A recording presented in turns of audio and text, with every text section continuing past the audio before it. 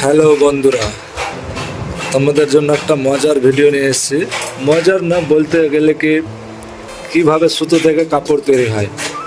আজকে এই ভিডিওটাতে আমি ওটাই দেখাবো, কিভাবে সুতো থেকে কাপড় তৈরি করা হয় এবং বানানো হয়।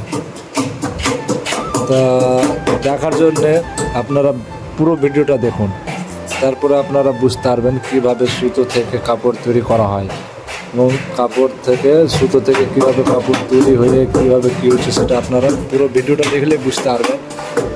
চলো আমি ভিডিওটা নিয়ে যাচ্ছি যেখানে তৈরি হচ্ছে, তোমরা দেখতে থাকো।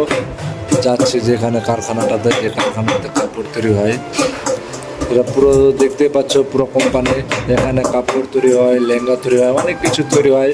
আর এখানে আমি থাকি এবং আপনাদের জন্য ভাবলাম কি এই ভিডিওটা দেখে আপনাদেরকে দেখায় কীভাবে সুতো থেকে কাপড় তৈরি করা হয়। তার জন্য এই ভিডিওটা আমার বানানো। তো সবাই ভিডিওটা দেখুন, কীভাবে কাপড় তৈরি হয় সুতো থেকে, আপনারা বুঝতে পারবেন এবং দেখতে হবে।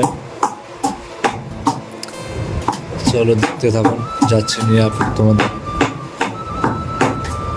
চলো এই চলে আসলাম, তোমাদেরকে দেখাচ্ছি, দেখতে থাকো।